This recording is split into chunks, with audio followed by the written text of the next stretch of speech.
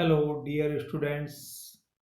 भारतीय शासन एवं राजनीति विषय के इस बिंदु के तहत हम आज आगे चर्चा करें। इससे पहले हमने पिछले व्याख्यान में अगस्त प्रस्ताव एवं क्रिप्स मिशन योजना के संबंध में बात की थी, जो दोनों ही योजनाएं द्वितीय विश्व युद्ध कालीन परिस्थितियों में हमारे सामने आई और इन दोनों ही योजनाओं को भारत के दोनों प्रमुख राजनीतिक दलों ने अस्वीकार कर दिया। तो आइए हम इसी कड़ी के तहत आगे बात करते हैं। वेवेल योजना 1945, लॉर्ड वेवेल योजना 1945। यह योजना भारत के तत्कालीन वाइसराय लॉर्ड वेवेल ने 14 जून 1945 को प्रस्तुत की। लॉर्ड वेवेल ने, उस समय ये स्वयं गवर्नर जनरल वाइसराय थे भारत के, 14 जून 1945 को प्रस्तुत की। लॉर्ड वेवेल को लॉर्ड लिनलिथगो के स्थान पर अक्टूबर 1943 में भारत का वाइसराय बनाया गया। पहले लॉर्ड लिनलिथगो थे और उनके स्थान पर अक्टूबर 1943 को लॉर्ड वेवेल को वाइसराय बनाया गया। यह योजना द्वितीय विश्व युद्ध कालीन परिस्थितियों में प्रस्तुत की जाने वाली अंतिम योजना थी। यानी इससे यह तय है कि अब तक, यानी जून 1945 तक द्वितीय विश्व युद्ध समाप्त नहीं हुआ था। यानी अब तक स्थिति स्पष्ट नहीं थी। अब तक ब्रिटेन की विजय पराजय स्पष्ट नहीं थी। यह द्वितीय विश्व युद्ध कालीन परिस्थितियों में प्रस्तुत अंतिम योजना थी। लॉर्ड वेवेल योजना के तहत रखे गए प्रमुख बिंदु निम्न प्रकार है। इस योजना में मुख्यतः उन्हीं बातों को दोहराया गया जिनका जिक्र क्रिप्स मिशन योजना के तहत किया गया है। ज्यादातर तो उन्हीं बातों को दोहराया गया, यानी इसमें कोई विशेष बात नहीं थी। इस योजना में उन्हीं बातों को रिपीट किया गया जिनका जिक्र क्रिप्स मिशन योजना में किया गया। इस योजना के तहत कहा गया कि युद्ध समाप्ति के बाद, वही जो पहले कहा गया था, युद्ध समाप्ति के बाद भारत को अधिराज्य यानी डोमिनेटेड स्टेट का दर्जा दे दिया जाएगा, औपनिवेशिक स्वराज्य का दर्जा दे दिया जाएगा, अधिराज्य का दर्जा दे दिया जाएगा। दूसरा बिंदु, अति शीघ्र भारत के लिए भारतीयों द्वारा एक संविधान सभा का गठन किया जाएगा। यह बिंदु भी दोहराया गया जो क्रिप्स मिशन योजना में भी कहा गया था। अति शीघ्र का मतलब यही है कि युद्ध समाप्ति के बाद, क्योंकि अभी तो ब्रिटेन खुद ही संकट में फंसा हुआ है। तो ऐसी स्थिति में तो भारत को क्या देगा वो? अभी वो देने, किसी भी प्रकार की कोई भी योजना या वस्तु देने की स्थिति में नहीं है। अभी तो केवल उसको सहयोग चाहिए।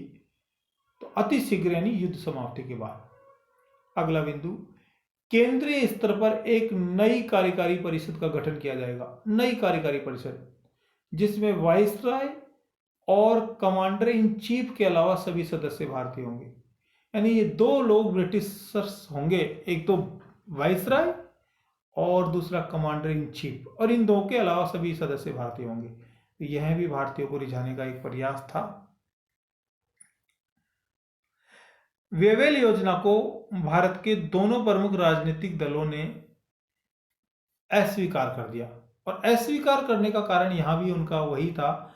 राष्ट्रीय कांग्रेस ने पूर्ण स्वराज्य की मांग को लेकर और मुस्लिम लीग ने अलग पाकिस्तान के निर्माण की मांग को लेकर इस वेवेल योजना को अस्वीकार कर दिया और यह योजना असफल हो गई। हाँ, इस वेवेल योजना के आधार पर 25 जून 1945 को शिमला में एक सम्मेलन का आयोजन किया गया। ध्यान रखिए, 25 जून 1945 को शिमला में एक सम्मेलन का आयोजन किया गया, जिसमें लगभग 21 भारतीय राजनेताओं ने भाग लिया। कितने भारतीय राजनेताओं ने? लगभग 21 भारतीय राजनेताओं ने भाग लिया। लेकिन मुस्लिम लीग की हठधर्मिता के कारण यह सम्मेलन असफल हो गया। ये सम्मेलन भी ज्यादा सक्सेस नहीं हुआ, क्योंकि मुस्लिम लीग और राष्ट्रीय कांग्रेस दोनों इस सम्मेलन में वहां भिड़ गए, क्योंकि राष्ट्रीय कांग्रेस की तरफ से प्रतिनिधि अब्दुल कलाम आज़ाद गए थे और मुस्लिम लीग की तरफ से जिन्ना और उनके सहयोगी थे। और जिन्ना इस बात पर अड़ गए कि एक मुस्लिम व्यक्ति राष्ट्रीय कांग्रेस का प्रतिनिधि नहीं हो सकता। तो जिन्ना और अब्दुल कलाम आज़ाद की मध्य बहुत बहस हुई, बहुत जिरह हुई और उसका परिणाम यह हुआ कि यह सम्मेलन असफल हो गया। बहुत बहस हुई, इवन यहाँ तक कि अब्दुल कलाम आज़ाद ने तो यहाँ तक कह दिया कि आप कौन से असली मुसलमान हो, ना तो आप कभी नमाज पढ़ते हो, ना कभी रोजे रखते हो, ना मुस्लिम धर्म के कायदों को मानते हो, तो आप किस प्रकार से मुस्लिम हो। यहाँ तक अब्दुल कलाम आज़ाद ने जिन्ना के संबंध में कहा था। तो यह असफल हो गया। राष्ट्रीय कांग्रेस के प्रतिनिधि अब्दुल कलाम आज़ाद ने वेवेल योजना की असफलता को भारतीय राजनीति के इतिहास के लिए जल विभाजक रेखा कहा। ध्यान रखिए, किसने वेवेल योजना की असफलता को जल विभाजक रेखा कहा? शिमला सम्मेलन की असफलता को जल विभाजक रेखा कहा। ये कहा अब्दुल कलाम आजाद ने।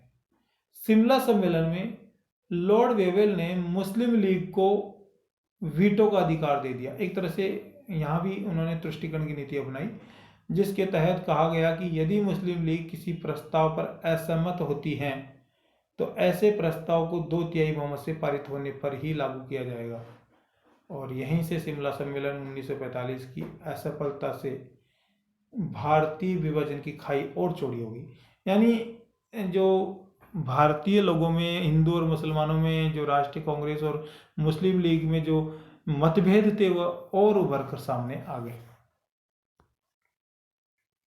कैबिनेट मिशन योजना 1946 ये अगली योजना है और यह योजना बहुत महत्वपूर्ण है। क्यों महत्वपूर्ण है? क्योंकि यह ऐसी योजना है जो द्वितीय विश्व युद्ध के बाद में प्रस्तुत की गई, यानी युद्ध समाप्ति के बाद में प्रस्तुत की गई। यानी अब तक द्वितीय विश्व युद्ध की स्थिति स्पष्ट हो गई और मित्र राष्ट्रों की जीत इस युद्ध में हुई। तो देखिए, जब कोई राष्ट्र विजित होने के बाद में किसी प्रकार की योजना रखता है तो उस पर विश्वास किया जा सकता है, क्योंकि पहले जितनी भी योजनाएं रखी वह असमंजस की स्थिति में थी, अनिश्चितता की स्थिति में थी, क्योंकि अभी युद्ध का परिणाम शेष था, लेकिन यहाँ युद्ध का परिणाम आ चुका था और मित्र राष्ट्र विजित हो चुके थे। और ऐसी स्थिति में जो ब्रिटेन योजना रखेगा उस पर विश्वास किया जा सकता है। तो यह है कैबिनेट मिशन योजना 1946। 24 मार्च 1946 को ब्रिटिश कैबिनेट के 3 सदस्यों का एक मिशन भारत आया। ब्रिटिश कैबिनेट के कई बार यह प्रश्न पूछा जाता है कि इसको कैबिनेट मिशन क्यों कहते हैं। देखो, कैबिनेट मिशन कहने का कारण ही इसका यही है कि इसके जो तीनों मेंबर थे वो ब्रिटिश कैबिनेट के सदस्य थे, इसीलिए इसको कैबिनेट मिशन कहा गया। इसके तहत या इसके द्वारा प्रस्तुत योजना को कैबिनेट मिशन योजना कहा गया। अब इसमें जो 3 सदस्य आए वो कौन कौन थे? कई बार यहाँ से प्रश्न पूछा जाता है कि निम्न में से कौन सा व्यक्ति कैबिनेट मिशन योजना में शामिल था या निम्न में से कौन सा व्यक्ति कैबिनेट मिशन योजना में शामिल नहीं था। दोनों ही प्रकार से क्वेश्चन यहाँ से पूछा जा सकता है। कौन अध्यक्ष था, कौन सदस्य थे, कैबिनेट मिशन योजना में कितने सदस्य थे, कैबिनेट मिशन आयोग कब आया। तो ये कई प्रकार के क्वेश्चन यहाँ प्रतियोगी परीक्षाओं की दृष्टि से बनते हैं। इसमें 3 सदस्य थे। लॉर्ड पैथिक लॉरेंस जो इस आयोग के अध्यक्ष थे, सर स्टेफर्ड क्रिप्स जिन्होंने पहले भी योजना प्रस्तुत की थी, और सर एवी अलेक्जेंडर, ये 3 सदस्य थे। ब्रिटिश कैबिनेट मिशन योजना का मुख्य उद्देश्य यथाशीघ्र भारत के लिए भारतीयों द्वारा संविधान सभा का गठन करना था। पहला, इस मिशन का उद्देश्य क्या था? यानी यथाशीघ्र, अतिशीघ्र भारत के लिए भारतीयों द्वारा संविधान सभा का गठन करना, और दूसरा, भारत की स्वतंत्रता के लिए मार्ग प्रशस्त करना। ये बड़ा महत्वपूर्ण बिंदु, यानी ऐसा मार्ग तलाश करना जिसके माध्यम से भारतीय लोगों को स्वतंत्र किया जा सके, भारत को स्वतंत्रता दी जा सके। ये आप लोगों को समझना होगा। कैबिनेट मिशन आयोग ने 16 मई 1946 को अपनी योजना प्रस्तुत की, जिसके मुख्य प्रावधान निम्न प्रकार हैं।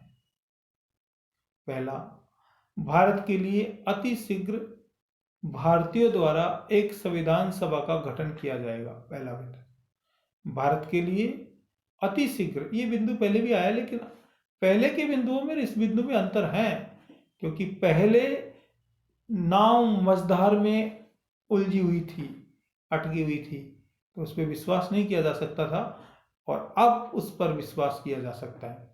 तो भारत के लिए अति शीघ्र भारतीयों द्वारा एक संविधान सभा का गठन किया जाएगा। दूसरा, संविधान सभा के सदस्यों का चुनाव आनुपातिक प्रतिनिधित्व प्रणाली के माध्यम से प्रांतीय विधानसभाओं के सदस्यों द्वारा किया जाएगा।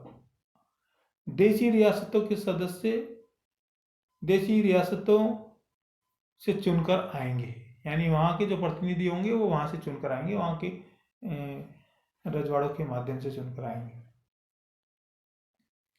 तीसरा बिंदु, भारत के लिए, ये बड़ा महत्वपूर्ण बिंदु जो अब तक नहीं आया, ये दोनों ही बिंदु बड़े महत्वपूर्ण है, तीसरा और चौथा, जो अब तक किसी भी आयोग या किसी भी योजना में नहीं रखे गए। भारत के लिए एक अंतरिम सरकार का गठन किया जाएगा, जिसमें सभी प्रमुख राजनीतिक दल शामिल होंगे। अंतरिम सरकार का गठन करने की बात आई है इसमें, और सभी दलों को शामिल करने की बात आई है, तो ये बिंदु बड़ा महत्वपूर्ण है। दूसरा, अगला बिंदु, भारत के लिए एक अखिल भारतीय संघ का निर्माण किया जाएगा, जिसमें देशी रियासतों को भी शामिल किया जाएगा, यानी फिर यहाँ देशी रियासतों की बात आई है। एक अखिल भारतीय संघ बनेगा जिसमें देशी रियासतें भी शामिल होगी। तो ये बड़े महत्वपूर्ण बिंदु थे, अखिल भारतीय संघ का निर्माण और अंतरिम सरकार का जो गठन का प्रयास था, ये बड़े महत्वपूर्ण बिंदु थे।